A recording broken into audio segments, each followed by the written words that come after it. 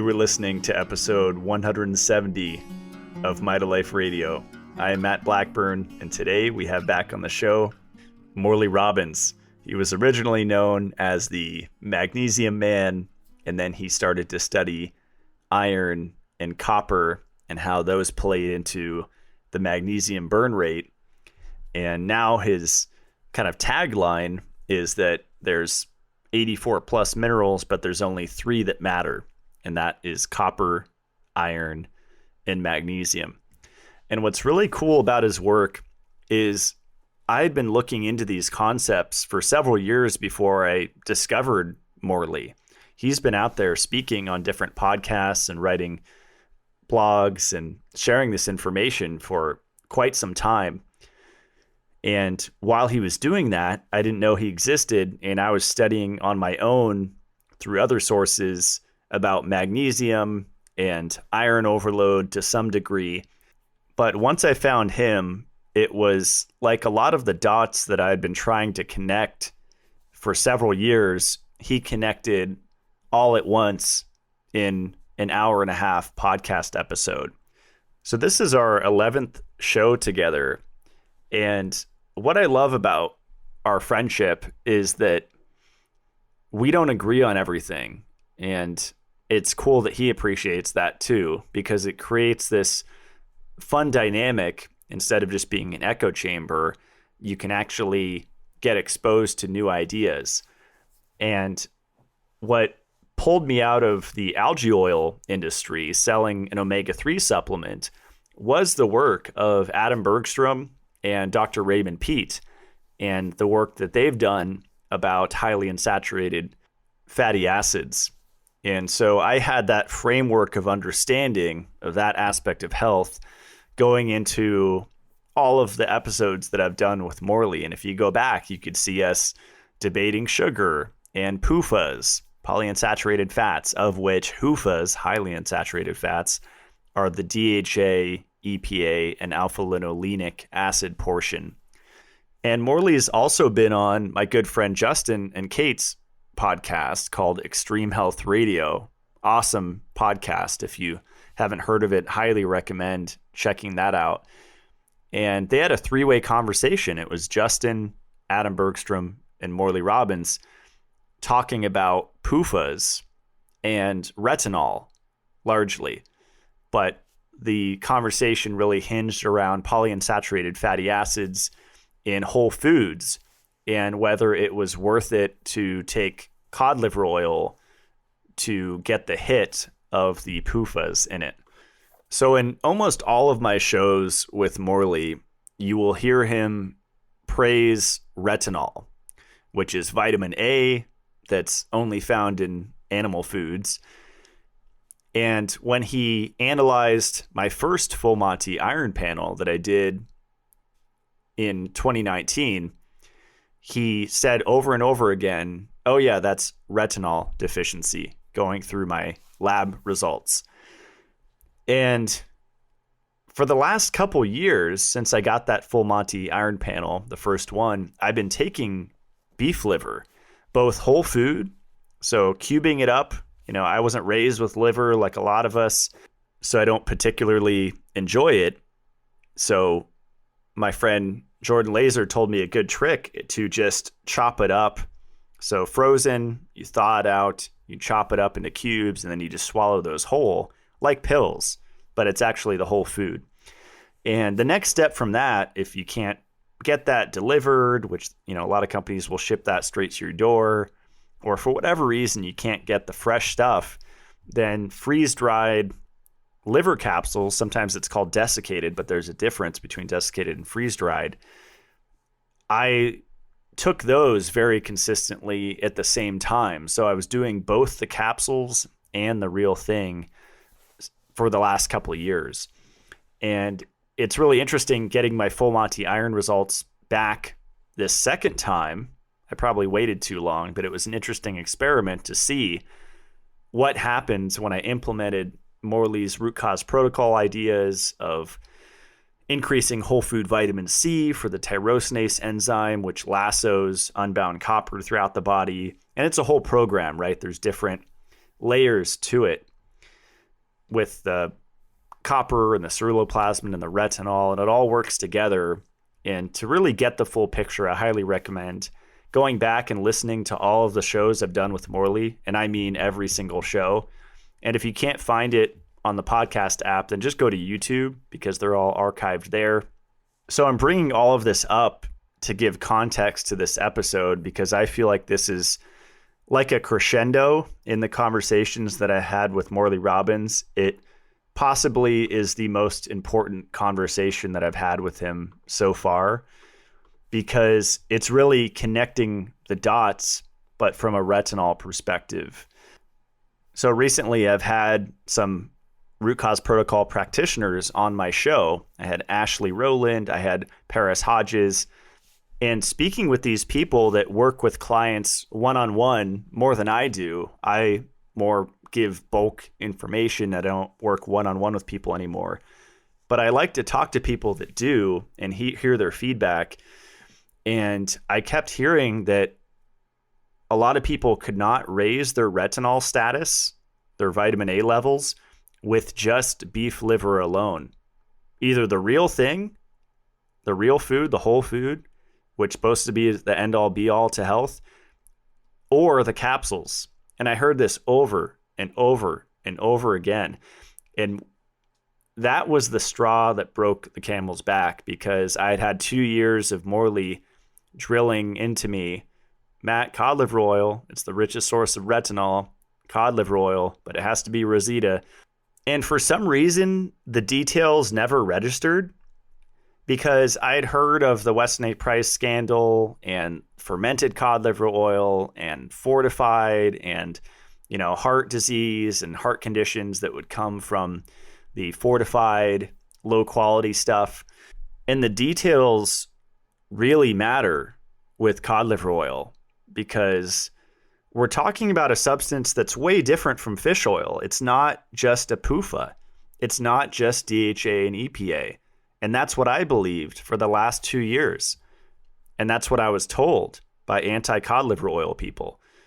But nobody told me that most of the cod liver oil on the shelves at your health food store is fortified with synthetic vitamin A and D. That's one point that I had no idea. 2, I didn't know the processing involved, that they went through multiple steps. And on the Rosita site, there's cool graphs you can see of the usual processing that most companies use. But the number one thing that changed my mind about cod liver oil was this one fact, that it's a combination of all of the fatty acids. That means there's saturated fat, there's monounsaturated fat, the MUFA, and there's polyunsaturated fat. And that means it's balanced versus a fish oil that you buy at Costco or your health food store. You're getting concentrated polyunsaturated fatty acids. That's why seed oils are so harmful. They deplete you of vitamin E. You're getting a huge dose of DHA and EPA, which is unnatural because we get that in steak, we get that in eggs, we get that in milk, but it's also balanced with saturated fat. And that changes everything. So cod liver oil is a balanced food. I would not classify it as a PUFA, and it's in a different league as fish oil, krill oil, algae oil. It's a fish liver oil. So all of these details really matter, and those are what changed my mind on it. And when I decided to buy it and took a little swig from the bottle, it was like a light bulb lit up in my brain that I had never felt in my entire life. And I was really blown away by that. It was like a spiritual experience. So I'm going to let Morley break down the biochemistry of why vitamin A's retinol is so important for human health. Enjoy the show. Here is Morley Robbins.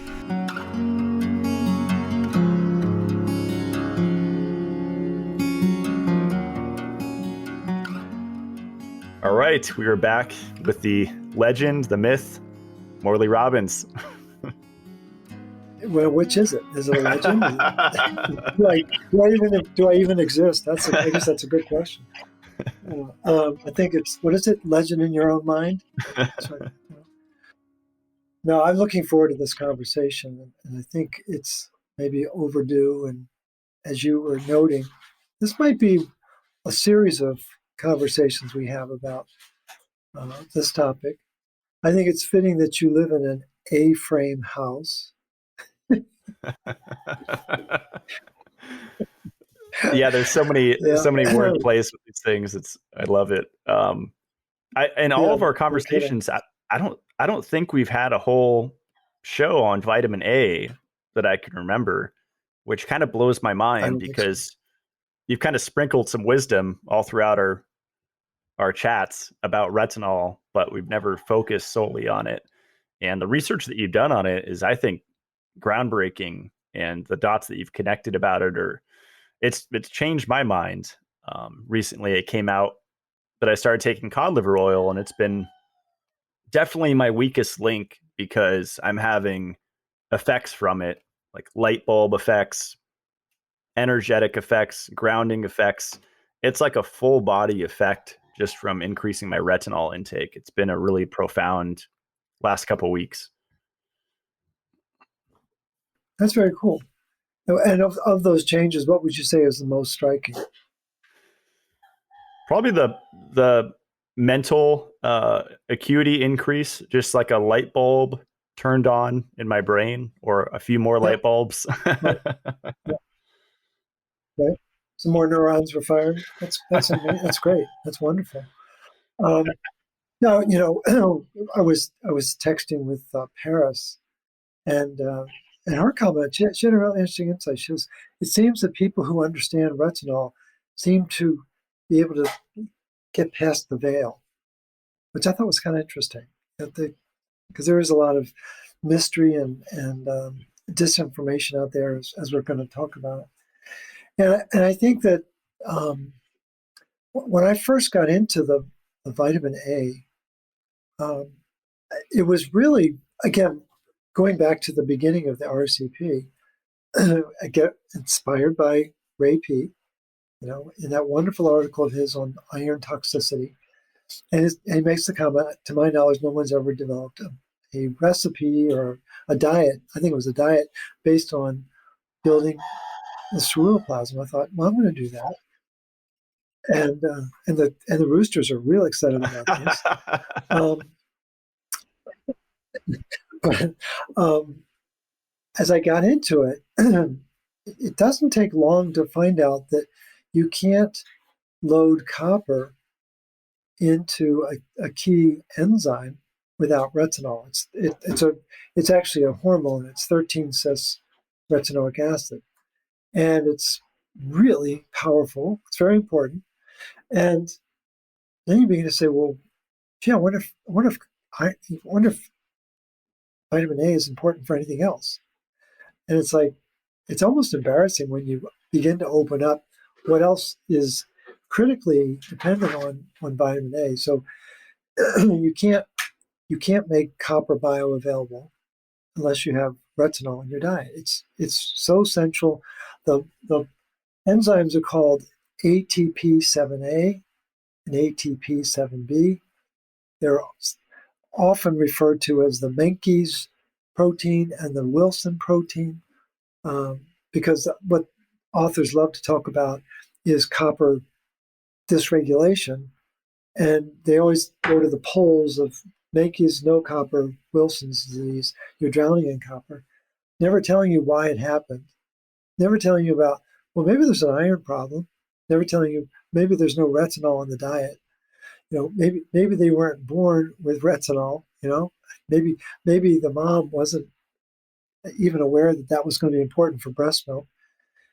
But it's fascinating when you start to approach it from the world of obstetrics and fetal development. You want to find fascinating articles. Just start looking at fetal development and retinol deficiency, and you're very quickly going to change your stance on retinol.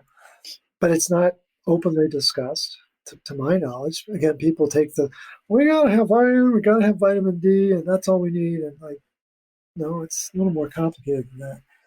But I think one of the more recent breakthroughs was I decided to test again because I'm focusing on the energy paradigm. How are we going to make more energy? So I thought, well, let's see what vitamin D does to support cytochrome C oxidase. Nothing. Not. There's no. I couldn't find one article that had anything. And then I said, well, gee, I wonder if vitamin D doesn't work. I would assume vitamin A won't do anything. Boom! It was like I struck this vein of research that I didn't even know about. And it turns out you know about uh, ubiquinol and CoQ10 and how important that electron carrier is from 1 to either complex 2 or complex 3. It's a real big deal. Well, there's another electron carrier from complex 3 to complex 4, and it's called cytochrome C, because complex 4 is called cytochrome C oxidase. So if you can't move the electrons over from 3 to 4, nothing's going to happen. Well, it turns out it's more complicated than that. And there's actually a 4-part mechanism, and it's called the respirosome for the gearheads out there. People want to flex their muscles and say, we don't need retinol. Listen up, because it's a 4-part, what do you call that? A tetramer, I guess? Tetramer? 4-part. In any event, you've got cytochrome C, you've got something called P66SHC. It's just a nuclear protein. And there's a third component that I always forget, but the fourth component is retinol. And if retinol is not part of that 4-part structure, the electrons can't move from 3 to 4. You don't hear a lot of people talking about that, do you? And Wow. and then you find out that if retinol is not in that respirosome, it sets the stage for what's called the Warburg effect. The Warburg effect? Does anyone know what the Warburg effect is? It's when the mitochondria are fermenting sugar because they can't activate the oxygen that's there because there ain't no copper. And it's like, well, this is getting really interesting now. So we find out that retinol is really important for making sure that the electrons, and then as I was sharing with you before we started this little dance, there was I think I may have, did I talk about Johannes Fibinger in our last chat? I He believe was a so. famous Dutch, yeah. And so there's big controversy about his Nobel Prize. There was a stalemate in 1926, and they decided to grant the Nobel. It was between Fibinger and Warburg, and they decided to give it to Fibinger in 1927. And he got it for figuring out that parasites inside cockroaches that were fed to rats cause stomach cancer. And 7 weeks after he gets the Nobel Prize, Fibinger dies of stomach cancer. It's like you can't make this stuff up. It's just so unbelievable. And I found this amazing article by an Indian physiologist. Wonderful article. I'll send you a link to it because it'll be a great show note for the discussion. But she goes into the history of this whole controversy, and the upshot, the theme that I'm building up to is, what's a good way to create cancer? It's called vitamin A deficiency, and the technical term is when there is physical and chemical irritation at a cellular level. That sets the stage for reorganizing the cell and creating what's called cancer metabolism. And where did I learn all this? From a guy named Montrose Burrow, who got his MD degree at Hopkins in 1909, and then he went to work for the Rockefeller Institute. Wow. And in 1925 and 4 articles in 1926, he lays out this whole, it's not a theory, it's what would you call it? It's like a law. It's like vitamin A deficiency causes cancer.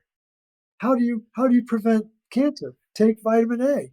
How do you treat cancer? Take vitamin A. It's like, seriously.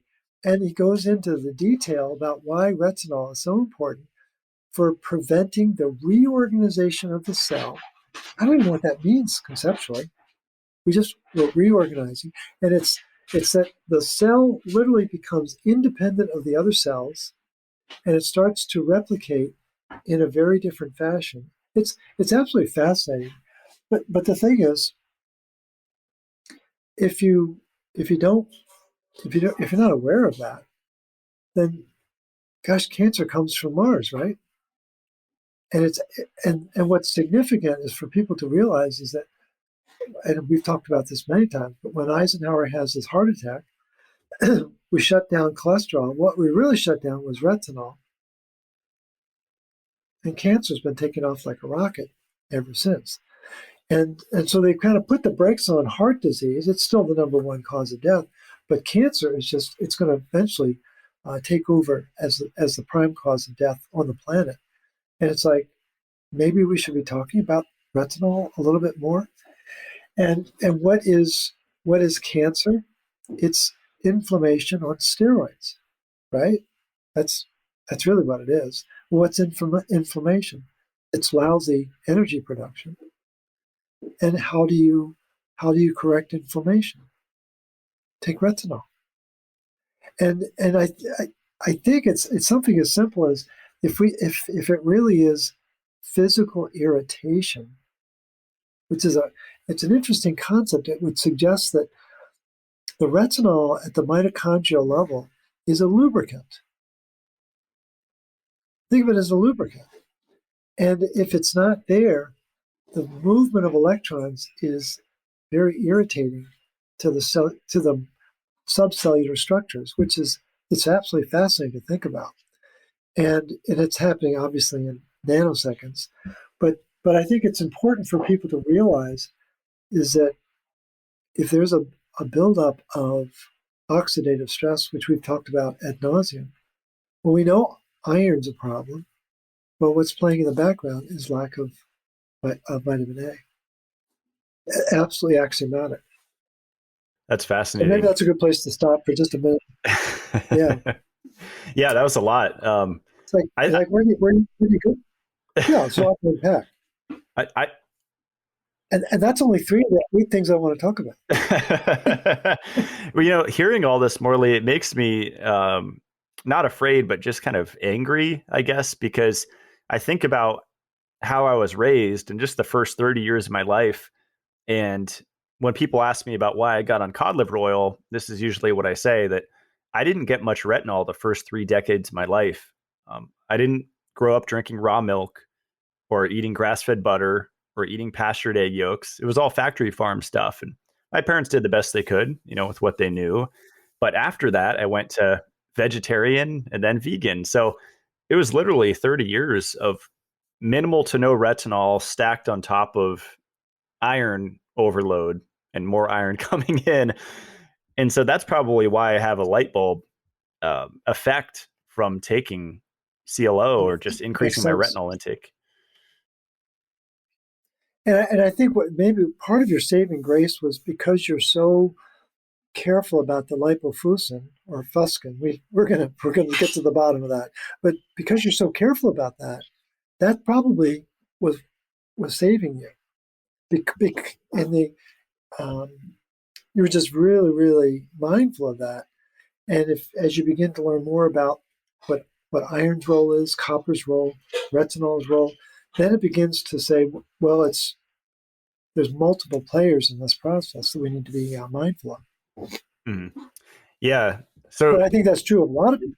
But most people grew up like you, not having the really nutrient dense food. I can certainly tell you that I grew up on Pop-Tarts and sugar frosted flakes. So I'm like Yeah, I breakfast was of champions. I was Pop Tarts, Lucky Charms, and Honey Nut Cheerios. And yeah, I wanted to just There you kind go. Yeah. of step back for a second and just talk about the fat soluble vitamins A, D, E, and K. I think the Weston A. Price Foundation's done a lot of work on those and written a lot of articles and shared a lot of information on how important those are. And it's so funny that everyone's hyper focused in the health community on hormone D while they say A is toxic, completely forget about E and then, give a little bit of lip service to K2. It's kind of interesting. Okay, too. Yeah, it's like they cherry pick the subject matter, and I think that if you're eating a healthy balanced diet, that's a big assumption, but if you're eating a healthy balanced diet, you're going to get good sources of all of those. But I think what I think as we were trading articles back and forth, there's clearly a relationship we know there's a relationship between A and D. What really emerged was the relationship between A and E, and even a relationship between A and K. And it's not as I don't think of them as a bobsled team. I don't think they really work together as much as we're led to believe they are. And so it really begins to raise important questions about, where do we go to get the balanced treatment of these subjects? And that's why I go back in time, because I think there was a different philosophy of discovery back in the 19 teens, 1920s, 1930s, that wasn't quite as manipulated as I think we find it today. And you have just pure science seeking to understand. And I don't want to sugarcoat it. I'm sure there was some level of influence, but I don't think it's like it is today. That's a good point. Yeah, and I think I saw retinol was discovered in 1913, right? So that's like fairly recent. Yeah, yeah, yeah. It was um, Hopkins, Sir. I never remember his first name, but I think he went on to a great fame because of that. I don't know that he won a Nobel for it, but it was a very important. It was a major shift in scientific understanding when he discovered that. Mm. Um, yeah, I'm trying to. We could go so many different ways with this, like you said.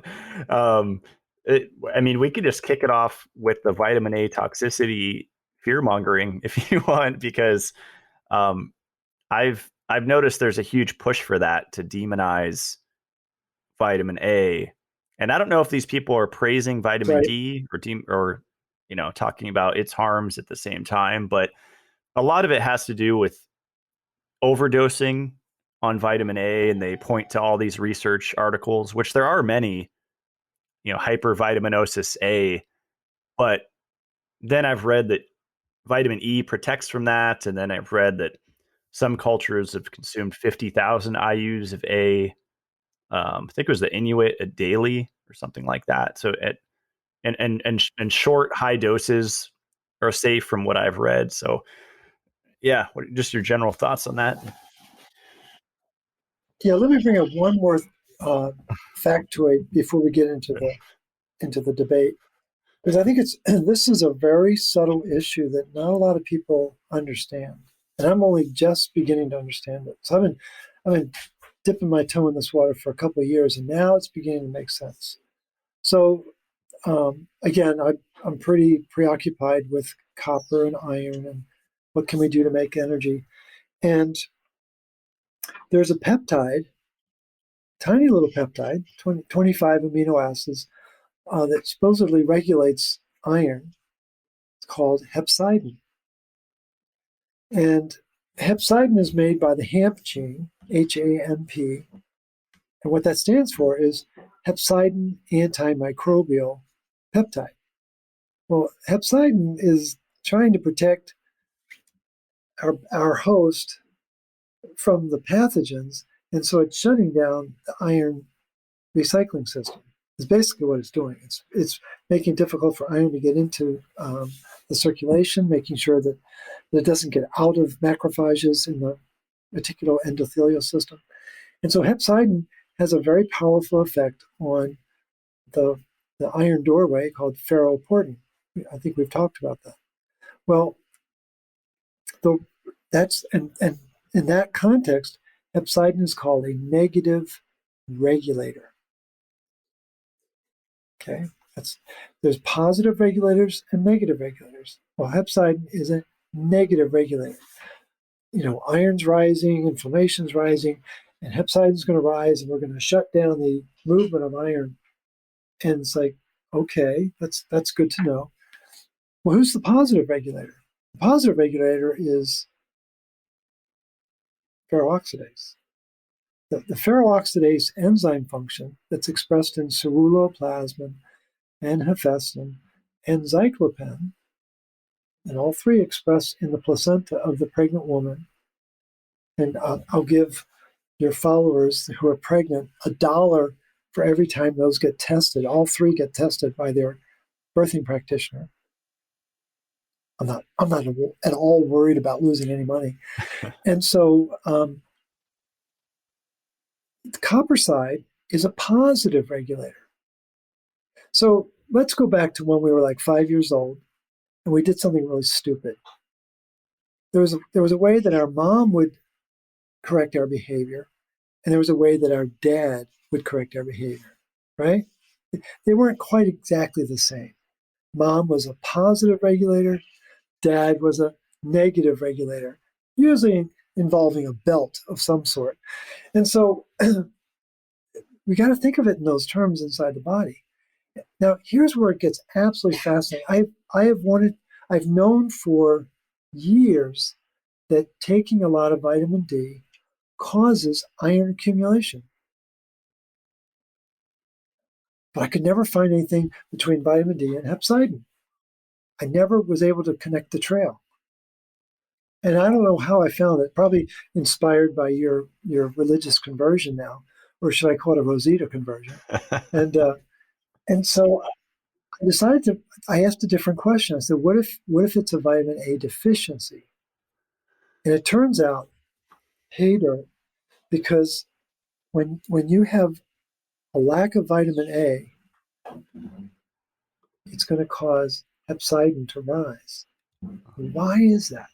Because lack of vitamin A is going to increase inflammation. Lack of vitamin A is going to increase iron. Iron's not going to get regulated properly. The interleukins are going to start to fire up. And all of these negative events that are tripping the wire of hepcidin are caused by this lack of retinol in the diet and in the metabolism. And suddenly it's like, what I'm really freaking out about, to the extent that I freak out about anything, I'm worried about the global intake of vitamin D in the last 2 years. We all know why we're doing that. And that has only intensified the loss of retinol. I was just looking at a blood test of a client before we got started, and their vitamin D was 97. And there's no benefit to being above 21. So that is hyper suppression of vitamin A. And this is in a woman who's over 65. Well, that should be a source of concern, because that means that hepcidin is going through the roof, iron is getting locked up in her system, and she's got all sorts of iron-related conditions, but she never understood why. Well, now I can explain why.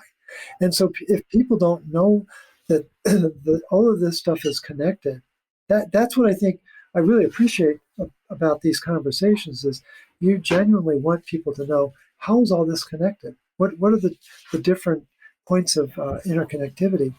And I think that's where the internet falls down, is they try to narrowcast people into one idea. It's like, no, they're like 8 things we got to talk about, and let's put them into proper perspective. So I think in the sense of getting into this discussion of the toxicity side, it's important for people to understand that there really is a very powerful regulatory role. And the way as I was pulling my notes together, I began to think of it as basically vitamin A is an immunometabolic regulator. Hmm. It's really critical for not just the immune system, but for the metabolism. And that's a very different way of thinking about it than, oh, A is toxic, which is just, I think, too simplistic. Right. So those are Yeah, some additional thoughts that we can confect. that's amazing. Yeah, and I appreciate your genius being a natural gifted dot connector, because it's fascinating to learn about all these connections, and the puzzle just keeps getting Right. bigger and bigger, and it's really fun. But what you said earlier about Well, here's real quick. oh yeah, go ahead. Hold on, real quick. So when you've got, I was reading I think I sent this to you yesterday, the master's thesis from 1987. It's like, why was I reading that? But there was something in there that was really important.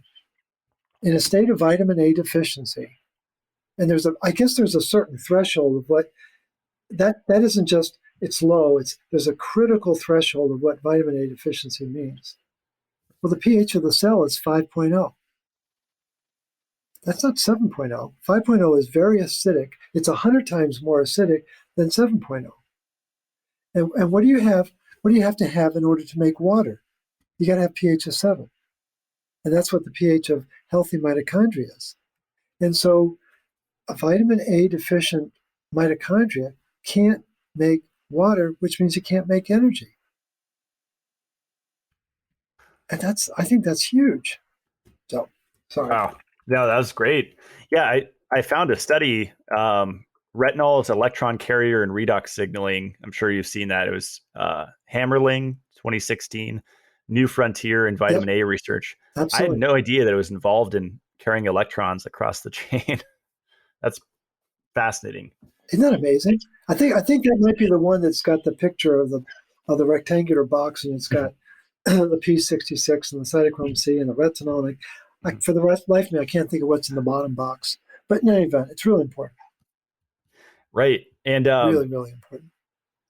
yeah, and I found studies. I mean, what changed my mind, because Matt said, Matt, what about the PUFAs in cod liver oil? Aren't those going to cause lipofuscin? And then I just searched vitamin A lipid peroxidation, and there's study after study talking about how it prevents lipid peroxidation. I think you might have mentioned that in previous shows that we've done. But here we go, 1997, Helen, effective vitamin A supplementation on cigarette smoke-induced lipid peroxidation. 1993, vitamin A inhibits doxorubicin-induced membrane lipid peroxidation in rats in vivo. So just if you don't realize that, then you'll kind of lose the forest for the trees, right? Well, I think what came up in the conversation I had with Dr. McCullough earlier today is he was very keen on, what's the bigger threat? Is it lipofuscin or is it iron? And again, he's working on a book about PUFAs, so he's really on top of it. And I said, well, the iron's the issue. I said, iron is the match. We've talked about that. He said, that makes so much sense. And again, what people don't appreciate is the amount of iron in our environment, in our food, in our body, and we just take it for granted. And we don't think about the exposure that we've had in our lifetime. I mean, in my entire lifetime, your entire lifetime, and it's like we just don't even think about what that means at a biochemical level. That much iron exposure is just Dr. McCullough was blown away when I said there were 9 different forms of iron added to the food system. He just shook his head. He was like, that's amazing. So again, kudos to him for at least being open to learning that. But it's just people don't know that.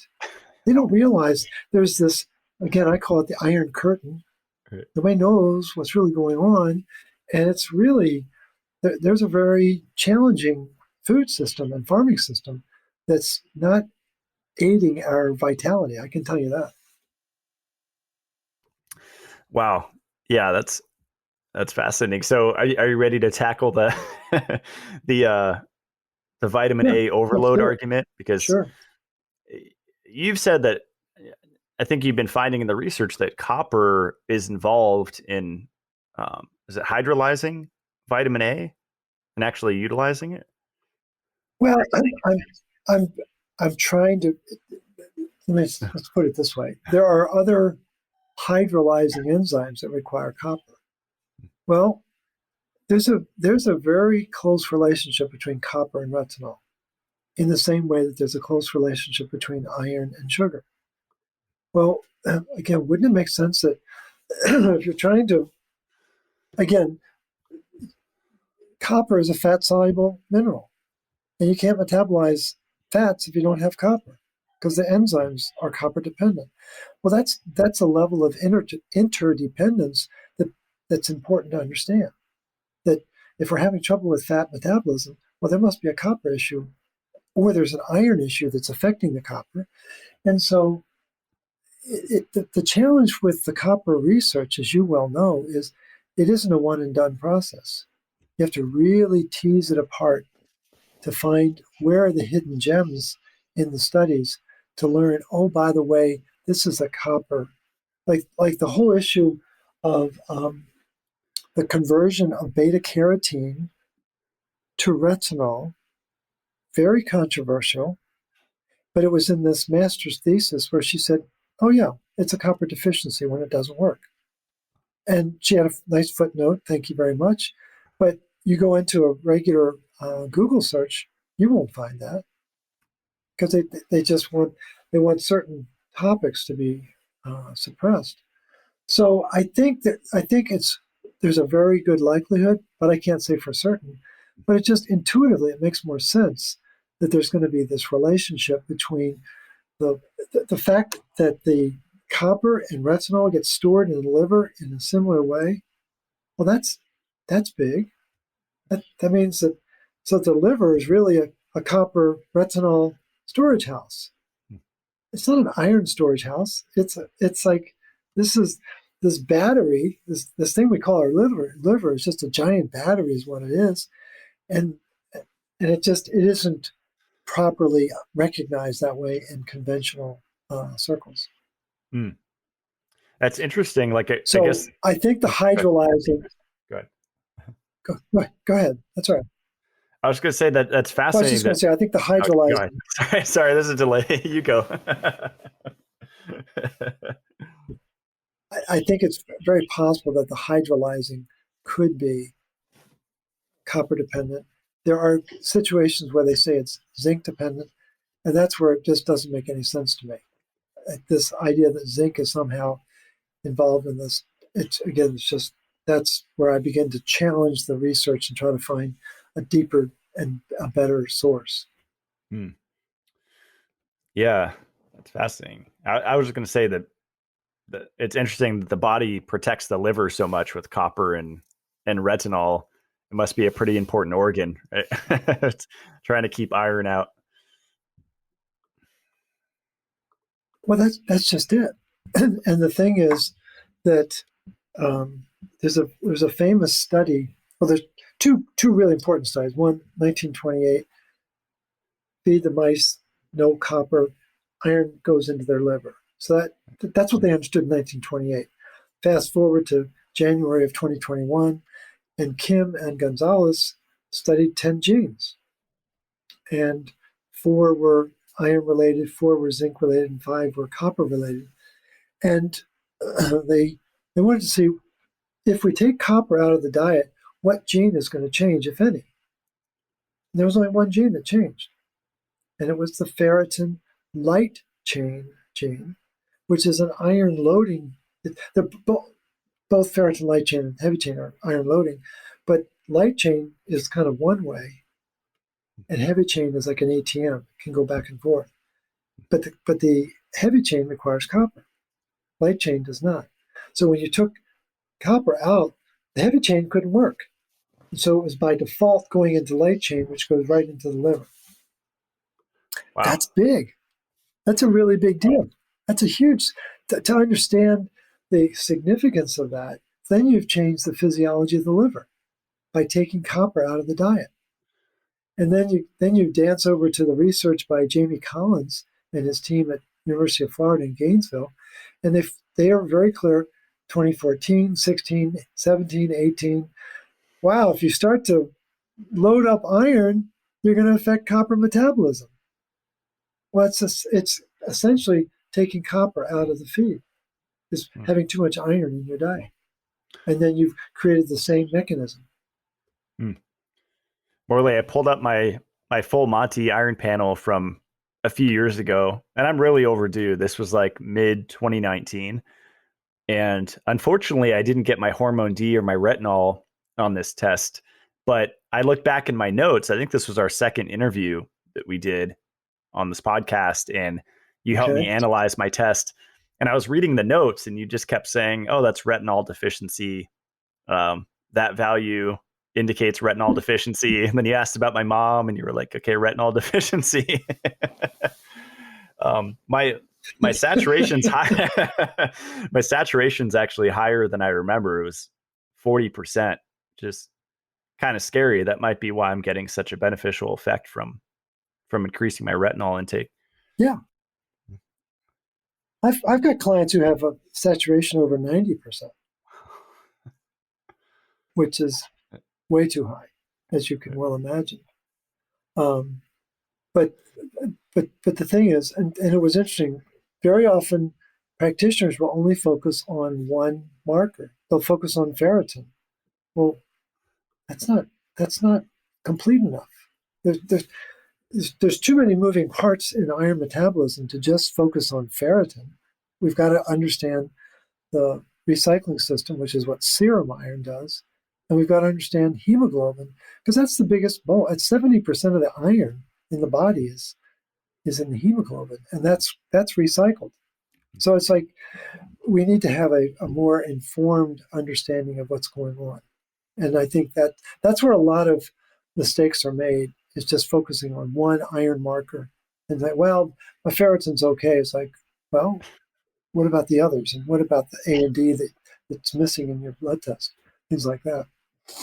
Are there markers on the full Monty that to you indicate a clear retinol deficiency? Like if something's low or high?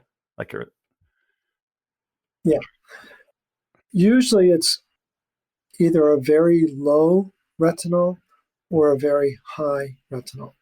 Huh. And it's again, it's always the bookends that'll get you, but it's the dysregulation of retinol in the liver that's going to either lock it away or it can't get in. And so when it gets locked away, it's going to show low, and when it can't get in, it's going to show high. And what we were reading over the weekend is that it's all about getting the retinol to the binding protein. And as I think one of the more fascinating articles was the one talking about the aging process tied to retinol status, and that I did not know. I knew that iron was going to build as we get older, and magnesium and copper are going to fall. Well, retinol starts to build, it starts to get stuck in the liver, and it can't be metabolized. So it's going to look low in the blood, but it's actually high in the tissue, which makes perfect sense. But there's again, who wants to do a needle biopsy of their liver? Because that's really what you need to do to really understand what's going on. And that's where I think there's a complete breakdown in the system, is we're relying on blood tests that are the opposite of what's happening in the tissue. And not enough people know that they're the inverse of each other. Do you think retinol is even worth looking at on a blood test? Or is it, like you said, just to see if you have the bookends maybe? Well, I think what we look at is the ratio of A to D. And ideally, there should be 3 parts A to 1 part D. Now, where we differ from the mainstream is there's no clinical benefit. This is based on the research of Mohammed Aber and his team at Hopkins. in 2013, there's no clinical benefit to having vitamin D, storage D, above 21. Well, that's heretical. I need to be in the 80s. And it's like, no, you don't. And he's got all-cause mortality data that says, no, there's no real benefit. There is no benefit. And so if D is 21, that means that A should be about 65, 60 to 65. And that's what we look for. And when we've got someone who's in the 20s and 30s with A, or is in the 70s and 80s with A, that's when we know not only is the ratio off, we've obviously got a liver problem that's very likely from iron accumulation because of a lack of copper in the diet. Interesting. Yeah. Does that make sense? It does. Yeah. And I know cod liver oil has a 10-to-1 ratio of A to D, right? Which is super balancing, especially for people that have been supplementing vitamin D. Right. But that's in the food. That's not what's in the human. And that was a mistake that I made in the very beginning, thinking that it was supposed to be 10-to-1. And it's impossible to get to 10-to-1 in the human being. Interesting. Wow. Well, since having Jim Stevenson Jr. on multiple times talking about vitamin or hormone D, and you've talked about it, the RXR receptor, and there's all these retinol receptors, right? ROR, but there's such this intimate relationship with only 30%. There's 30 of them. Wow.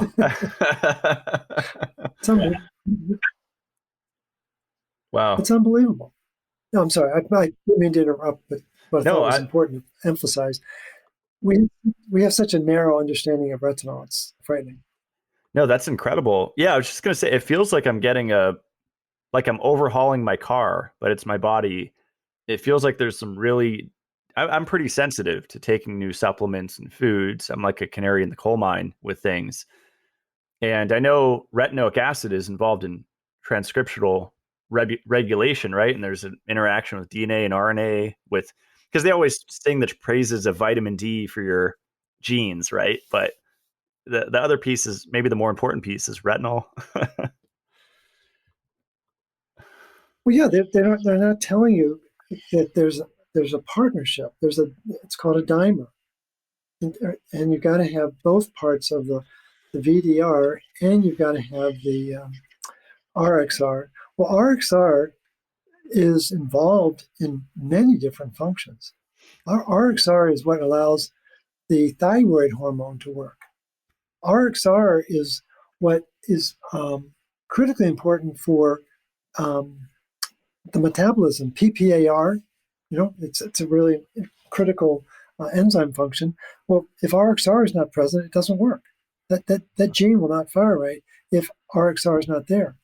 And so there's so many examples of those, and it's not the average person that would get into the weeds to find out that, well, if I don't have vitamin A in my diet, then that's going to compromise a lot of different pieces of my metabolism. And I think that's all we're trying to do, is broaden the context to understand what this criticism of A is. Because I think in some respects it's the wrong forms of vitamin A that are being measured. Retinol palmitate, yeah, that's a retinol ester, but the body is supposed to make that, and the body's supposed to be able to pull it out of storage. Well, I'm very confident that the one that pulls it out of storage, that's going to be a copper issue, because it doesn't make sense otherwise. It's like, and I know it's like, well, you're going to have to do better than that, Morley, and I will. But the thing is, the retinol ester is just a storage form, but it's got to be brought out, and it's got to be loaded up as retinol into either the retinol binding program or into the cellular retinol binding proteins. And these binding proteins are hugely important. And it's like, what really unsettled me yesterday as I was reading it is that, well, maybe it's the synthesis of these retinol binding proteins that begins to break down as we get older. All right, that's important to know, and it's both. It can be both a dietary issue, and it's a synthesis issue, and it's a retinol gets stuck issue. So we've got three different issues that are contributing to some dysregulation of retinol. And the other side of it is, they're using a synthetic form of retinol palmitate, I would argue. And I think they're also ignoring the copper status of the people who are reacting. And it's interesting that there's got to be a connection between copper and retinol. If Dave Watts makes a note in his copper article that there can be an impact on retinol status in a low copper body. He's a very meticulous scientist. He's a chiropractor, PhD in nutrition, and he's really into the weeds of nutrition.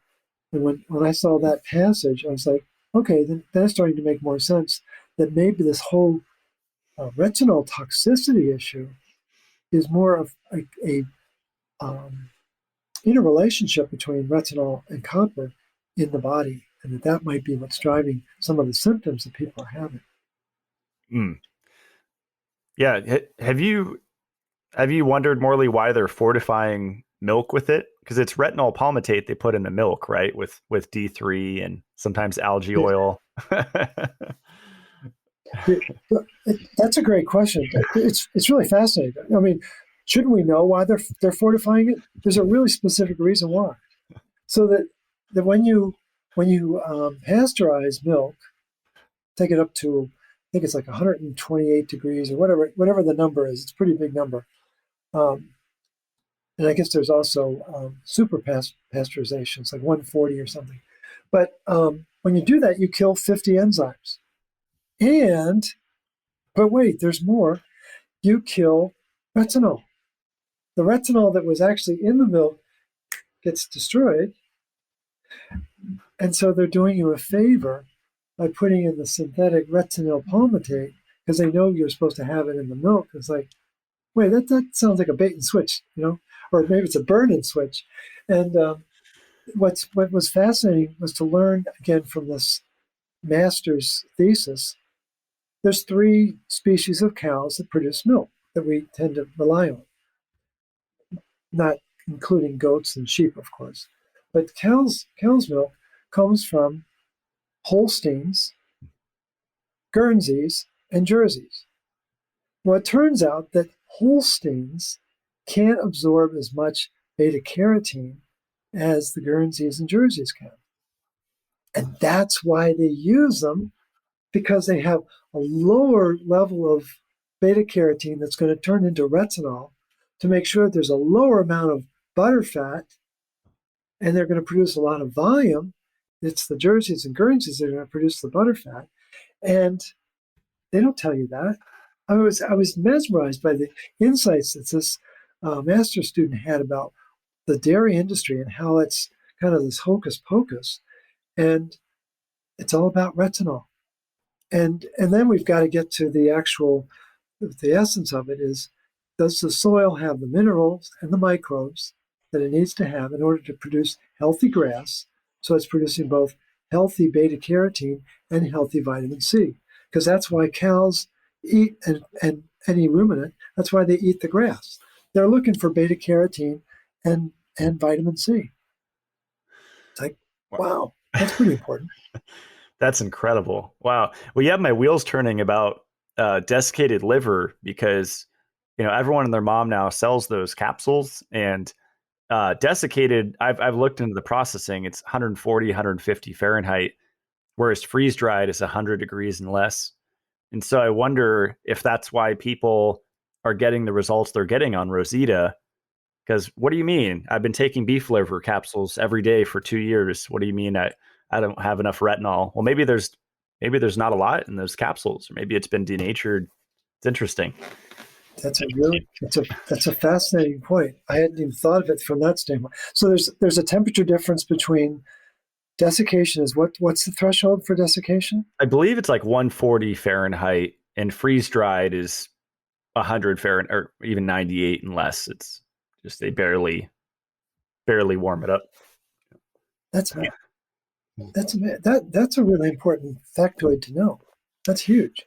Yeah, Because I know yeah. that the Go ahead. Yeah. I was just going to say the nutrient analysis of the desiccated products is always before they desiccate. Wow. It's always before. So it begs a good question. So what's happening to the nutrients once they're exposed to that kind of heat?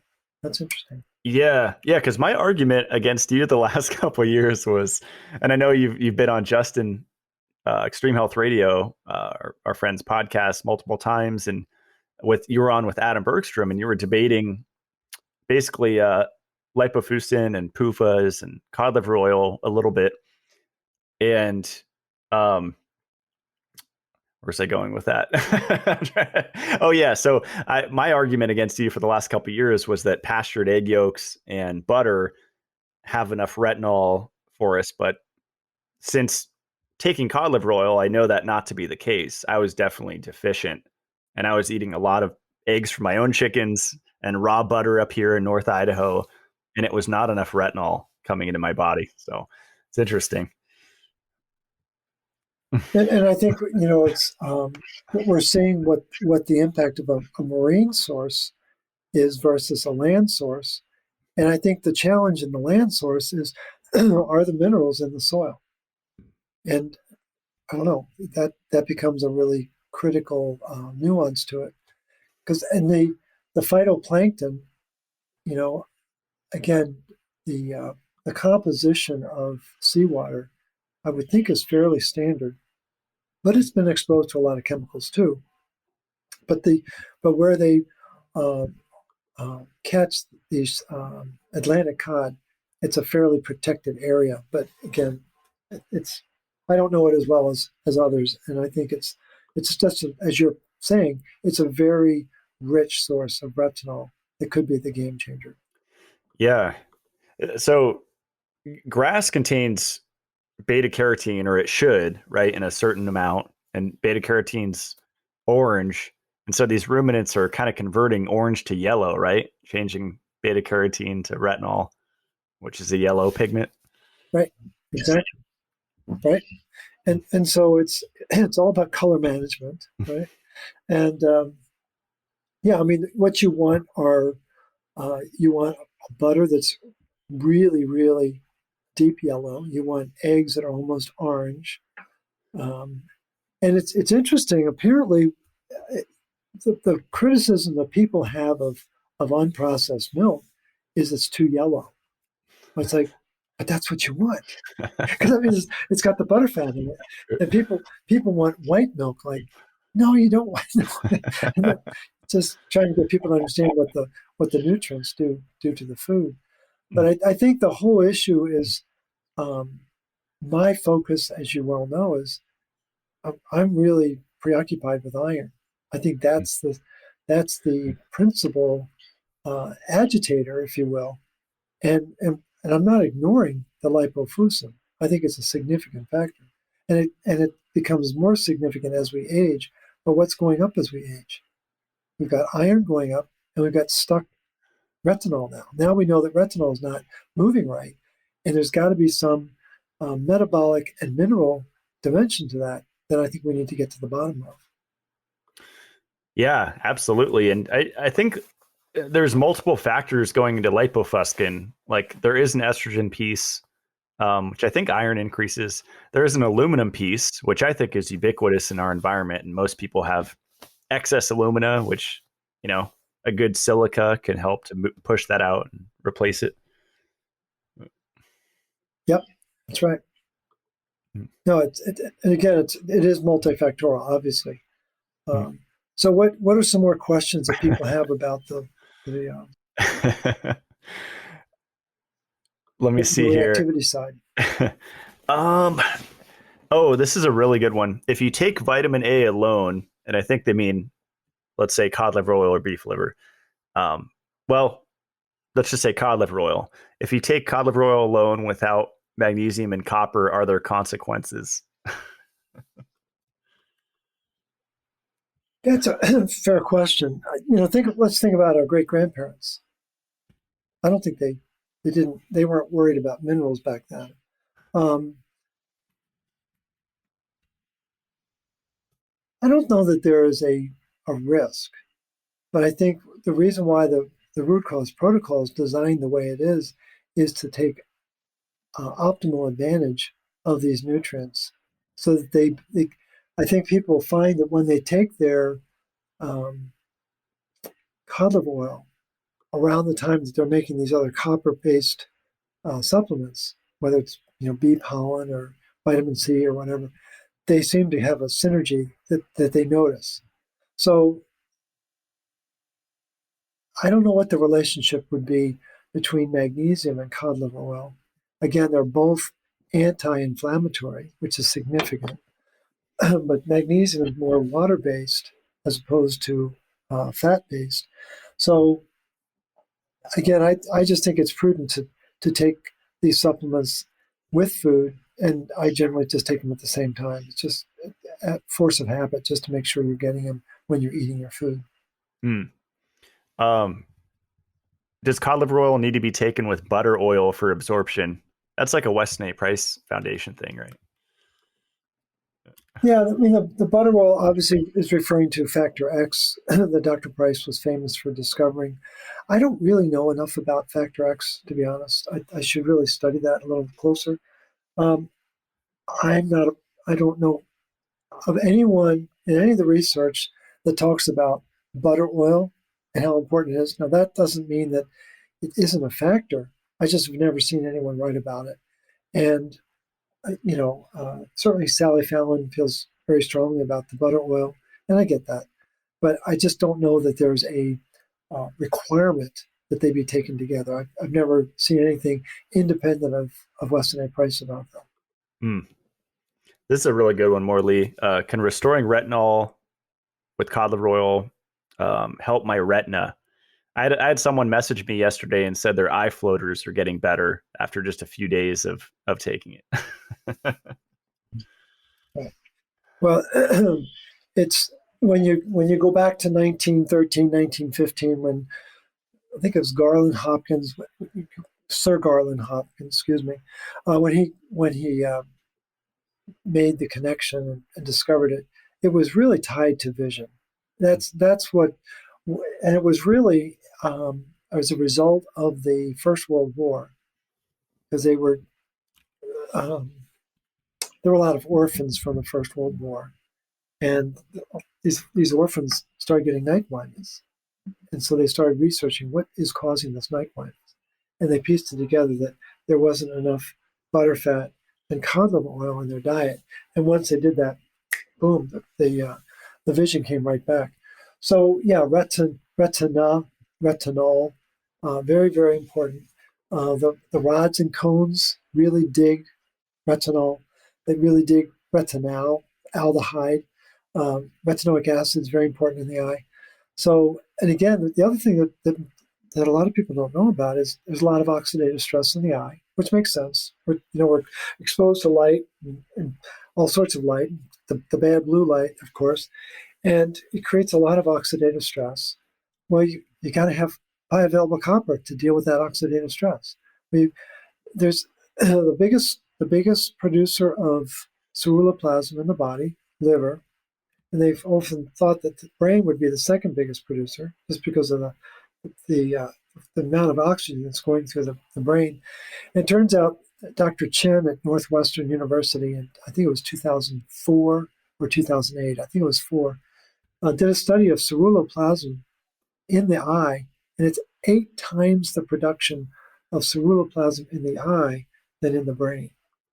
So there's enormous need for antioxidant protection of the eye tissue. And so what's the floater? Floater is a parasite that is getting gobbled up by bioavailable copper. And as the retinol gets stronger and the bioavailable copper gets stronger, it would make sense that the floaters would begin to subside. Wow, that's incredible. Here's an underhanded pitch to you. How do you know if your retinol is low? Well, yeah, right.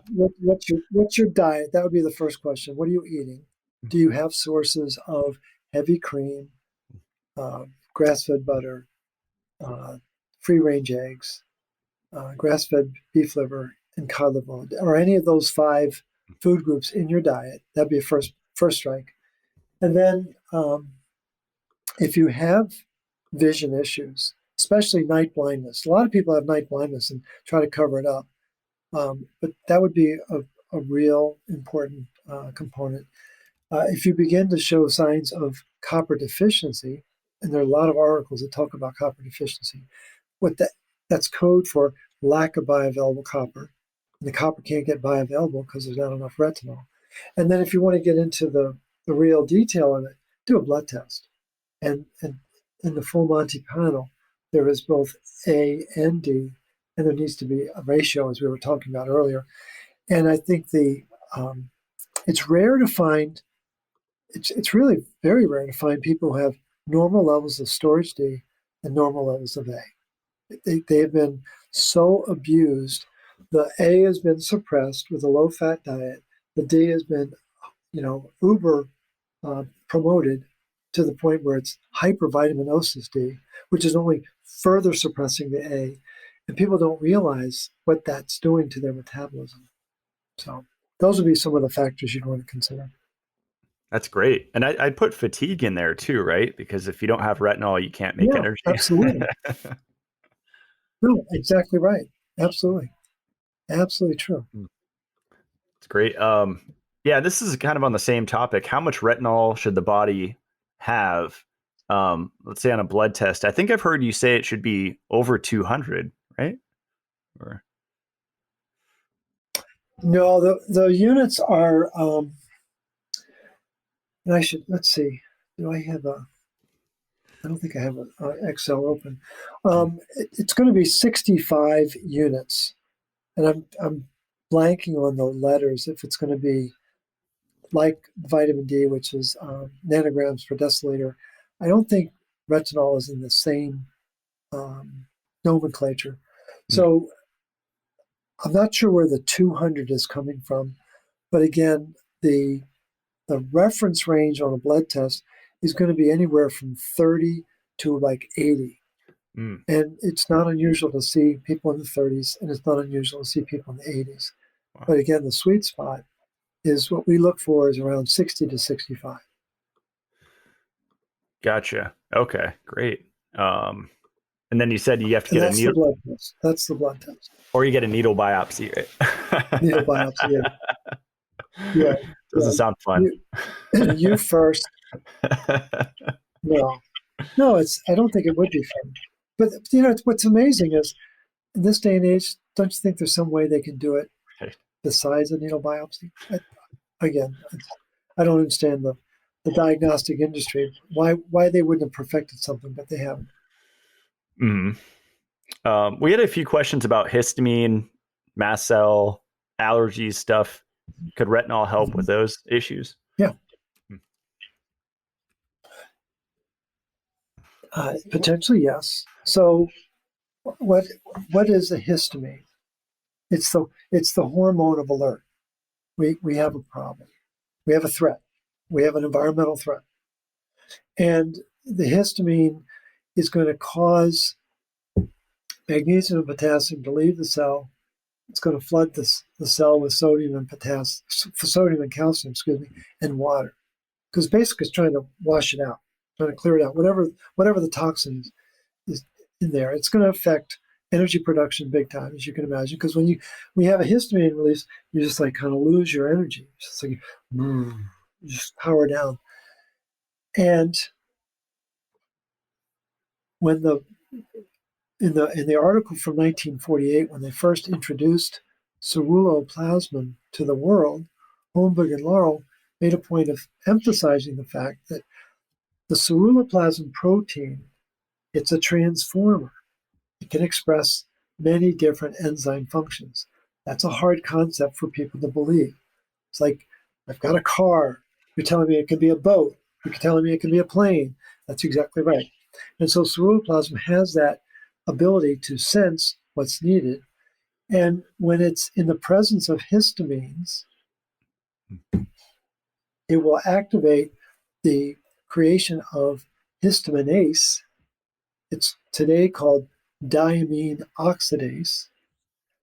Originally, it was called dextramine oxidase. Again, things are supposed to unfold to the left. When they unfold to the right, that's the danger signal. So when it's unfolding the wrong way because you've been microwaving too much, wink, wink, histamines are going to rise. But the body has natural mechanisms to neutralize the histamines, but it requires bioavailable copper. So to get to the question, would taking cod liver oil help? Yes, in the sense that cod liver oil is going to allow for the liver to make more bioavailable copper, and that's going to allow for better regulation of the histamines.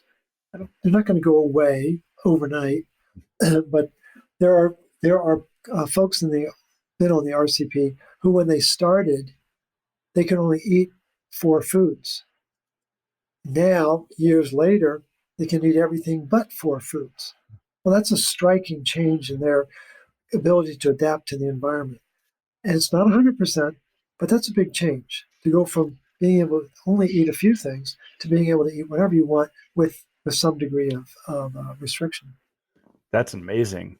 Yeah, for years, when people would ask Yeah. me what to do for seasonal allergies, I would say bee products, local bee products, bee pollen and honey. And now I know why, Yep. specifically the bee pollen, because it's the copper Right. in the pollen, right? That's why it helps seasonal Exactly. allergies. Right. And see, people don't realize the level of, and again, I think we talked about it last time, but there's been a period of deficiency, depletion, and now we're into deprivation. And this deprivation phase is really serious. And so what we're trying to do is bring things back, and we've got to have the retinol in order to give the enzymes that our body knows how to make, but it's got to have the right building parts to allow the right expression. So this is a good question, Morley. I should have asked this earlier. I had someone on Facebook challenge me and say, he's like, I've never seen proof that retinol is responsible for loading copper into ceruloplasmin. Like, did they just state this as a fact in certain articles, or how? Is it in black and white on studies? It's in black and white. The article is by Barber and Cousins, Barber and Cousins, 1987. And it's 13-cis retinoic acid is essential to fire up ATP7B and ATP7A to load copper. It's I'm actually surprised we can find it, to be honest. And so it's out there, but I've only found one article that talks about it. And so again, the average person looking for, does retinol load copper? You're never going to find that. I don't know how many months it took me to find that article because someone had clued me that there was a relationship. Once I know there's a relationship, I'll just keep working it, just like you do, to find what's the thread that I can use to begin to get there. And to me, it's tragic that more practitioners don't know about the interrelationship between these nutrients. Again, it's great. We know we need vitamins and minerals, but we need to know, do they have a relationship with each other? Is there an interdependence? And I think that's where a lot of people are kept in the dark. And I also challenge the idea that we have to take 1,000 different nutrients. No, we don't. It's a really finite amount that we need. If we're eating a fairly normal diet, fairly ancestral diet that's clean, you don't need to be spending your rest of your day at the supplement bar. It's not necessary. So we have to be realistic about what it takes in order to support healthy metabolism. I love it. This is a really interesting one. I guess there's been a lot of fear, FE, right, towards pregnancy and breastfeeding and prenatal stuff. I mean, every day, incessantly, I get asked by expecting mothers or people about to conceive or whatever, is so-and-so safe? And so someone asked here, is beef liver and cod liver oil safe to take during pregnancy? Not only safe, it's essential, right? I think that's a good response. There are many babies that are called RCP babies, where women have had multiple births, many that took place before they knew about the RCP, and then a pregnancy or two after doing the RCP, completely different experiences, like night and day. And so there is a lot of fear mongering, as you noted, around these nutrients. And I think it's really important to know that there really is no iron and there's no vitamin D in breast milk. I think there's a reason for that, because Mother Nature knows that iron is not your friend when it comes time to have pathogens around, and it knows how vulnerable the baby is. And I happened upon an article that was about comparing rat milk to cow's milk. Interesting. I've never really thought about it. But rat milk, there's 10 times more iron in rat milk than there is in cow's milk. And cow's milk is more like breast milk. There's very, very little. But there's a lot. There's a lot in rat milk.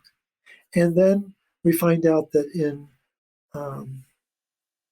the infant formulas, there's 40 times more iron in infant formulas than you find in breast milk. Well, that's a really serious assault to the body and to the baby, because the backbone of the baby's immune system is the download of copper in the last trimester of the pregnancy. Matt and I have, and everyone's listening, if you're an adult, you have a liver that has about 7 milligrams of copper. But when we were born, assuming it was to a healthy mom, 70 milligrams, 10 times more copper in our liver at birth than we have today. And we're supposed to get a download of retinol in the breast milk. That's where the retinol comes from, is through the breast milk. Well, how are you going to get retinol if you don't have it in your diet? Again, oh, well, I'll pick it up with beta carotene. That's a really inefficient way. Again, back to this master's thesis, she says flat out, she says, humans are not designed to get retinol from plants. I mean, converting beta carotene to retinol. And I was like, well, that's a pretty powerful thing to say. But I guess you could say things like that back in 1987. So it's just, I think there's so much programming, and people get so triggered now by this statement or that statement. But I think what would be really important is the Weston A. Price community has some wonderful information about what is a good diet during preconception, during pregnancy, and during the neonatal period. And the only caution is the form of cod liver oil that they're talking about may not pass our sniff test. And we'll just leave it at that. And so there's a lot of controversy around that. But the thing is, the nutrient-dense diet, which is what is represented in a diet that's looking for minerals and these fat-soluble vitamins, is very different than what you're going to find at the interior of your supermarket. So you've got to be really thoughtful about how you're building up the nutrient capacity of your body to support life. Mm. Very, very important. That's probably a burning question. And I don't think I've heard your thoughts on this spelled out. Fermented versus unfermented. Cod liver oil, is fermented just another word for rancid, you say? Or well, I mean, some people would say that. I think what I've read is that there's a lot of oxidative stress in the fermented cod liver oil. And to my knowledge, in research that I've done, there isn't any evidence that Dr. Price talked about fermenting cod liver oil. I'm not sure what the origin of the controversy is. I just know that the world kind of falls into two camps. And I prefer to do it the old-fashioned way, and that's really why the Rositas is a really desirable form. There are other forms. We also promote the jigsaw, which is an Alaskan form. But the processing of cod liver oils is everything. It's all about how much heat is involved. I don't think there's any heat that I know of in the processing of the Rositas, to my knowledge. And I don't know of anyone who has a similar processing process that they have. So again, it's the fermenting issue is a third rail issue. It gets people into very polarized positions very fast. But I think it's all about how much oxidative stress is that oil being exposed to, and you want to minimize that. That's great. Well, yeah, it's hard to find a lot of information on cod liver oil. I couldn't find a book on it. I've just found chapters in books about it, like one I bought on rheumatoid arthritis.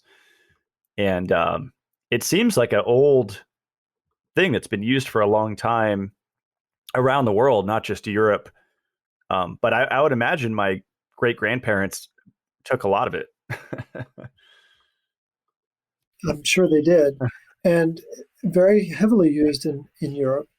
Again, 1934 Nobel for cod liver oil and liver, but really for liver, excuse me, it wasn't for cod liver oil, but for liver to cure anemia and pernicious anemia. But again, cod liver oil has been used for centuries. It's not, I think what's changed is the way it's been processed.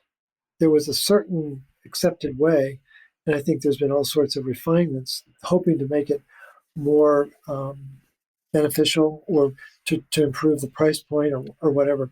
But I think the use of it goes back a long, long way.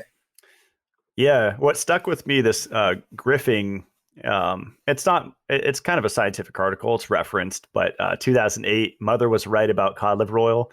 One of the first lines is, it says, Northern Europeans used it to protect them from the cold.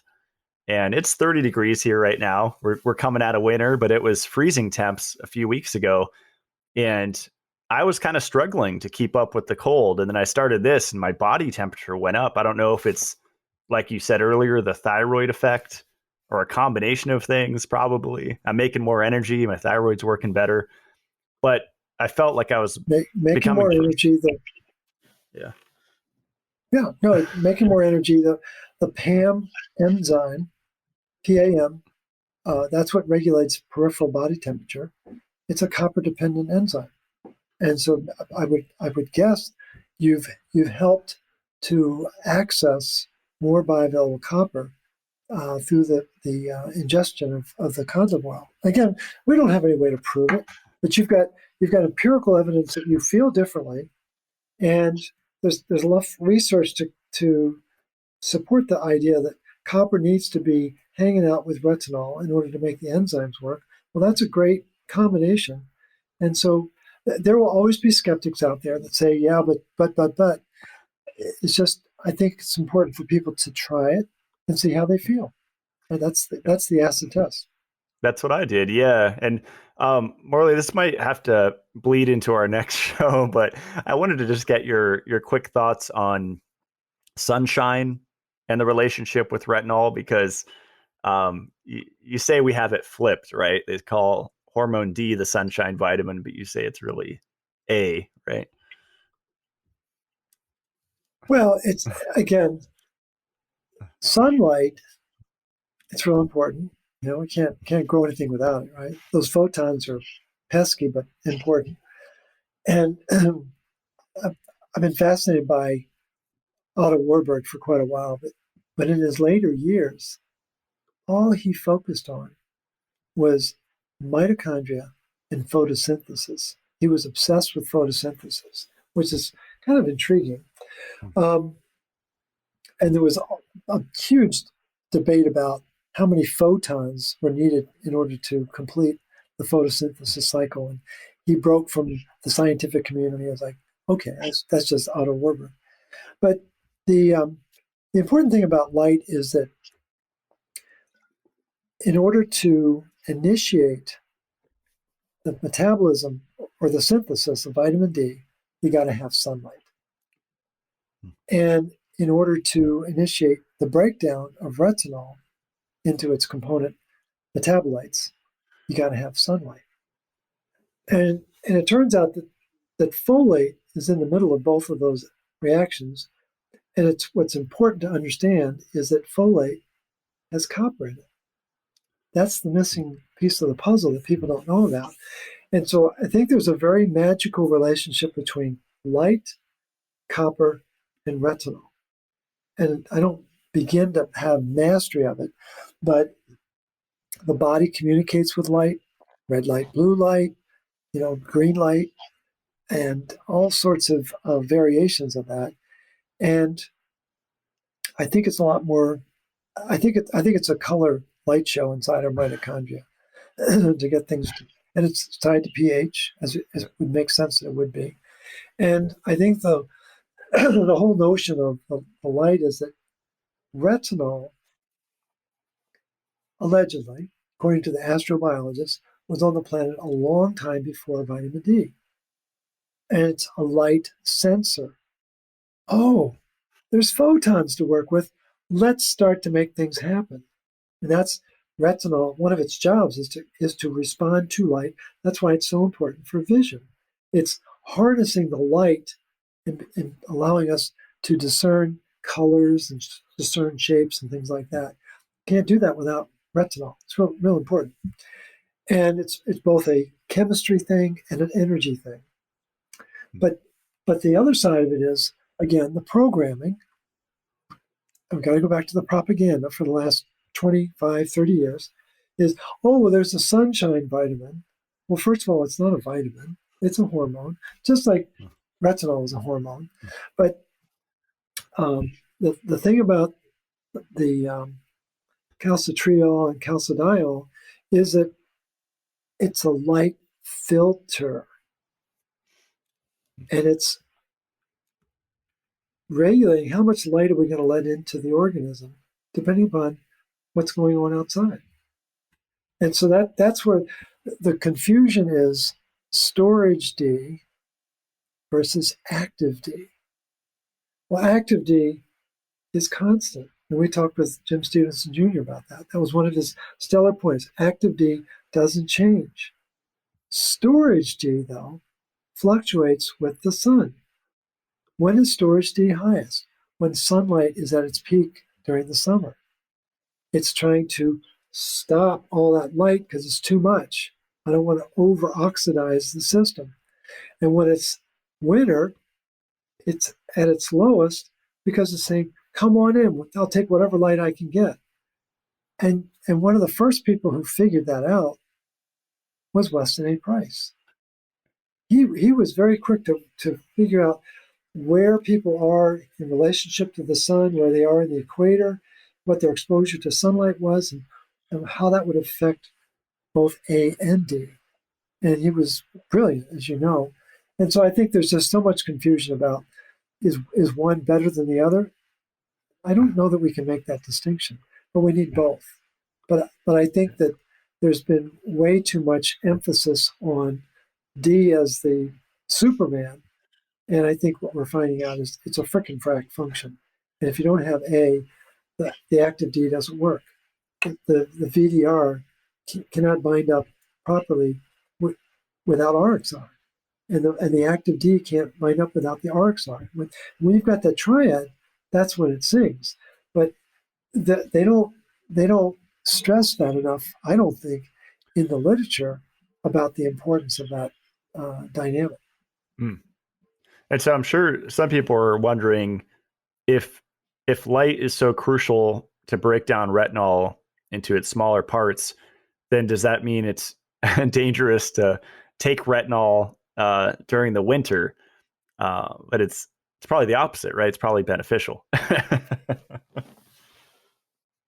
Yeah, and I think that this idea that we have to be stark naked, living at the equator, and spend most of our day, exposed to sunlight, I don't think there's that level of exposure that's needed. And the really key is getting light to the eyes, getting light to the retina.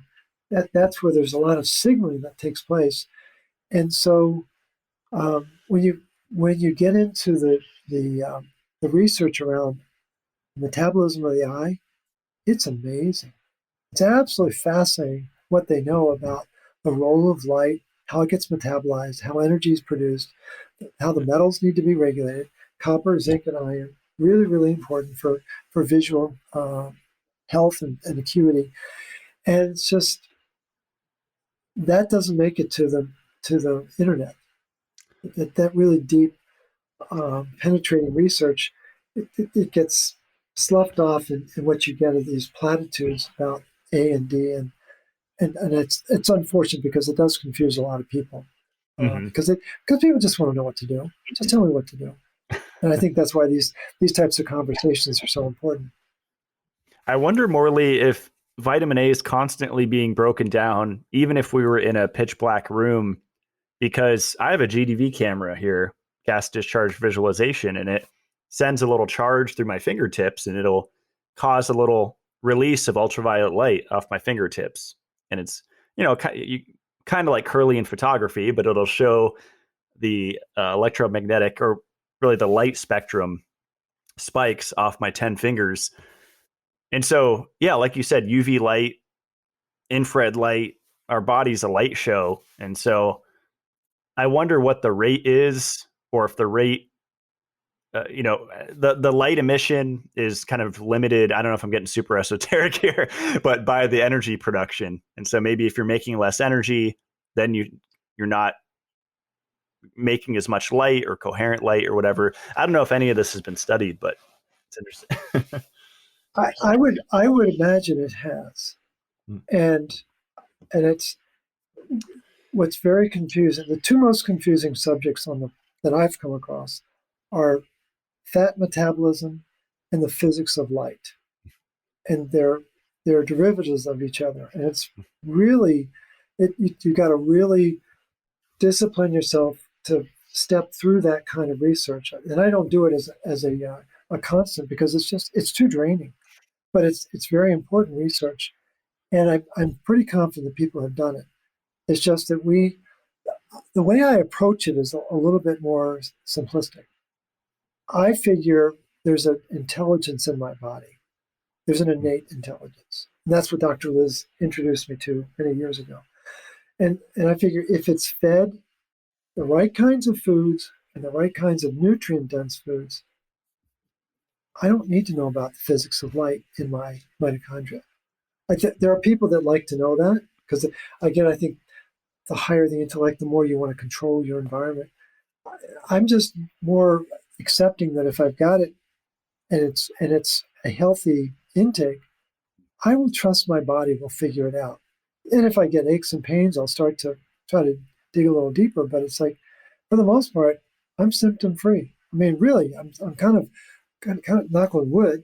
I'm blessed when I think about my heritage, and so it is a function of lifestyle. It's a function of diet. It's a function of good minerals, nutrient dense minerals, but it's also a function of, I think, accepting that there is an intelligence, and I'm not worried that my body doesn't get enough sunlight, or my body doesn't get enough exercise, or my body doesn't get enough, B3 or whatever.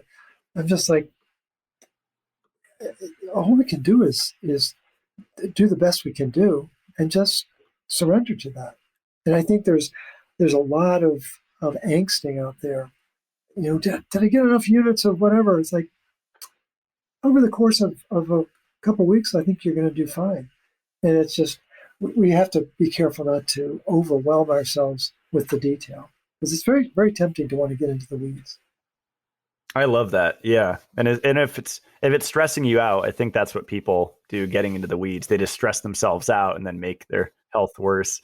But if it's fun and you're just curious, like we are, then go for it. But Absolutely. Right. Exactly.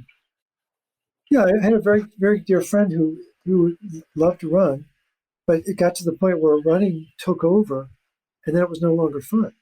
And he was able to pull back and stay into that sweet spot of fun. But when he started pushing himself, he said, there's too much stress.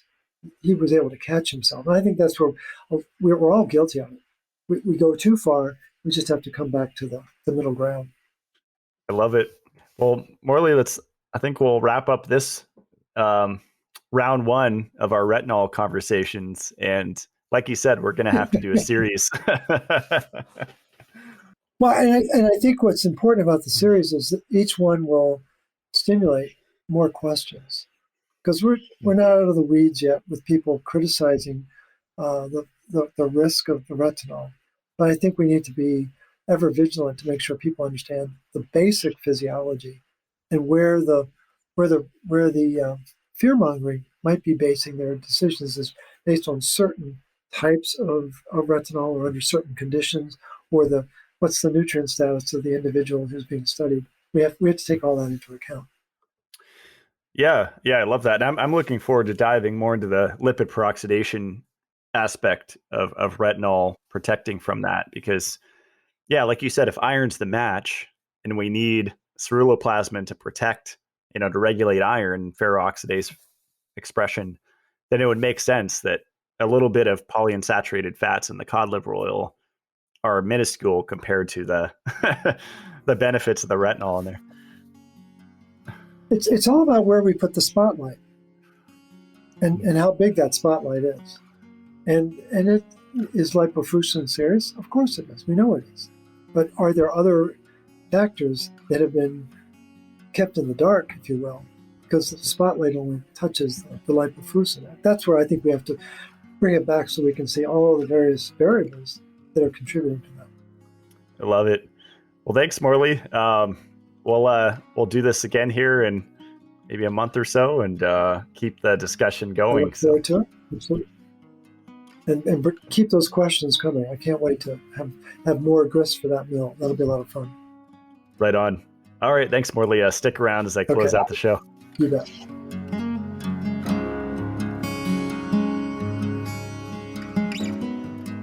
Well, that's probably a show that you'll have to re-listen to. I know I will. I always take notes when I speak with Morley, but there's so much dense information in every sentence that you really have to chew it well to truly digest the information. And I think this retinol topic's really interesting because the whole, quote, pro-metabolic, call it the Ray Peat community, it's gotten a little out of hand on social media where a lot of things are being demonized. There's a lot of fear tactics. And really the sad part about all of that is that we're affecting the health of future generations, because retinol is absolutely required to have healthy children, to have fully developed children. Retinol is a crucial nutrient for fetal development. So to demonize this ancestral ancient food like cod liver oil because of PUFAs, that's doing a disservice to mothers that are trying to do their best to create the healthiest children, that I think is part of the solution to turn this world around and start improving life here on this planet, is creating more functional children that could fully develop and aren't as handicapped as we were from the beginning. I know for the first 30 years of my life, the first 3 decades of my life, I was severely handicapped. I know that I was retinol deficient. I was getting almost no retinol, even when I started to eat butter and eggs and drink raw milk. My burn rate for retinol, because of my iron overload, was through the roof. And as Morley talked about in this show, I think a big part of the conversation should be, how do we utilize the retinol in the liver? And like Morley said, you have to get it to the binding protein. And so there's a lot of context with all of these things when we talk about it. And if someone just says that vitamin A is toxic, they have to talk about vitamin D supplements that I know I took. I was force-fed growing up in fortified milk. And then when I thought I was being smart, I was supplementing it as D3 from a bottle. And then I got into liposomal D3. And I loaded myself up with thousands and thousands and thousands of international units of hormone D. And that depletes vitamin A. And there are a million things that deplete vitamin A, one of which is iron overload. And just to understand that piece of how common and widespread iron overload is, you really have to go back and listen to my previous episodes with Morley. If you just listen to one, it would be Why Minerals Run the Show. And that's available on YouTube. Because if you don't understand that anemia is a misdiagnosis that just means iron overload, and you don't understand that copper must be loaded into a protein called ceruloplasmin to express its functions, the foremost of which being ferroxidase, and that ceruloplasmin manages the valence of iron and copper, which throws the whole copper toxicity thing out of the window, people are just missing context. And I think Morley has a saying, it's something like missing context equals missing truth. And things are in relationship with each other. And so what I noticed, what I've fallen into over the years of going through these extremes is not realizing the relationship between things. And PUFAs and vitamin E have a relationship. If you're raised on vegetable oils, that creates a vitamin E deficiency. If you had a ton of excess calcium coming in, that depletes vitamin K2 and magnesium. If you had a bunch of vitamin D coming in, that depletes magnesium and vitamin A and other nutrients. So if we can start to see this bigger picture, I think we're less prone to get caught in these fear traps, which I agree with Morley, that's born out of iron overload because fear is spelled Fe, which is the initial for iron on the periodic table. So I hope this show clarified a lot of the questions that you had about retinol, and it's a continuing conversation. It seems like a lot of this research has been buried. I mean, that fact that retinol acts as an electron carrier in the mitochondria, just like vitamin K2, that blew my mind. And that explains the light bulb effect in my brain that I get every time I take Rosita cod liver oil. And by the way, they're out of stock right now of the liquid, but they have the capsules, which are the same exact thing. It's the same substance. It's just lower dose. So if you can't get the liquid for whatever reason, or you don't like the flavor of the liquid, the capsules still work. I would just take more than 3 a day. I don't think that's enough. I would take minimum three times a day, or maybe even 6 at a time. Experiment. I can't give medical advice or recommendations with dosing, but I'm a big fan of tuning into the body and seeing how you feel with different dosages of things. Check out Morley's website. It's rcp123.org, or just go to the rootcauseprotocol.com. And that's a great resource. You can find practitioners to work with. A lot of people are overwhelmed and want to work one-on-one with someone. So you have that resource. You can learn directly from Morley. You can go in the archives and listen to all the past podcasts. And I think this is a really great place to start. And something I've been meditating on the last 4 months since starting cod liver oil and having this kind of bigger picture of health is with my CLF protocol that I made.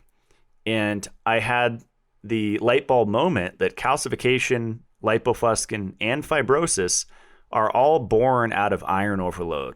They're all a byproduct of iron overload. So working on my protocol, especially while you're working to lower iron by quarterly blood donations and getting copper and retinol in and whole food vitamin C and shilajit, doing all that, and then taking the systemic enzymes for the fibrosis, the vitamin K2 for the calcification to rebalance that.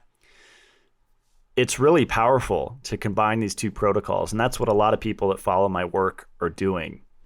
So go back and listen to all the shows I did with Morley. Check out other podcasts. I love Extreme Health Radio and the shows that Justin have done with Morley. He actually had him on way before me. And that's how I found out about him, was through Justin, and it totally blew my world wide open. It opened Pandora's box, and I'll never be the same since encountering this information. It's really fun, and it's complex, but it's also simple at the same time, which is pretty cool. If you want to support me in the show, you can go to matt-blackburn.com. A lot of people always reach out and ask me for recommended products and discount codes, and that's all there on that website. Just click shop at the top. And I just added some new products to the site. I added some different bath salts. My friends Dave and Will just launched one called Bathletics, which is really unique. It's amino acid based bath salts. And so there's essential amino acids, there's niacinamide. They even put rose quartz powder in there, which is really unique. And so if you want to upgrade your baths, that's a really great option for you. And my friend Max actually just rebranded his float tank company. It's now called Max Vitality. And that's the sensory deprivation float pods or pools. And a lot of people will go out and buy Lamborghinis or Ferraris or Teslas. And I'd rather just have my diesel truck and invest in things that actually improve my machine, my spacesuit, my body. And this is near the top of my list. It might be the top thing, are these float chambers, because there's multiple benefits and you don't have to only use it as a sensory deprivation float tank. There's no way to recreate over 1,000 pounds of Epsom salt, magnesium sulfate, in a regular bathtub. But you can, because you don't have to switch out the water every time, with these units that have filtration and UV built in. And just for the magnesium alone, they're so powerful. But for the nervous system, either using music or no music and no light and just total sensory deprivation, again, you could use it in multiple different ways. And if you have a permanent home base like me, and you really want to set it up in such a way that you never have to experience, debilitating condition, or you have friends and family around you that you want to keep in tip-top shape, then I think it's a wonderful investment.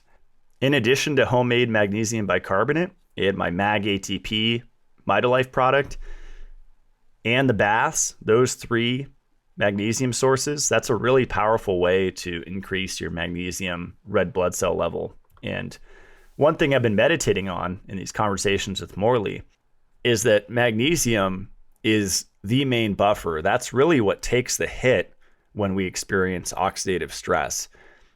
And the burn rate is dependent on your iron status, your iron saturation, your ceruloplasmin levels, so many factors.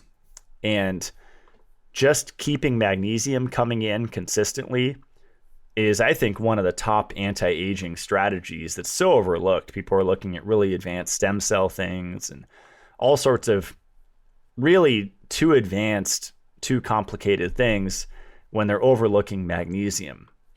And a lot of these biohackers are just magnesium deficient, and they're losing the forest for the trees, trying to do a lot of really complex things without taking care of the foundation. And then my friend Max also created Vitality bath salts. And so I'm still waiting to get my Lodestone bathtub built. It's been quite the project, gone through multiple contractors and just a lot of delays. But that should be done next month, hopefully, if nothing else goes wrong. And I plan on doing a lot of baths and enjoying these bath salt products that I have on my website. And my brand is Mitolife. You can find that at mitolife.co. And just an update on our drinking water filter, because we're getting asked all the time about that. So our 7-stage filter is still scheduled to come out this spring or summer of this year, 2022. Just hit a lot of delays with that as well. It seems to be a theme the last couple of years.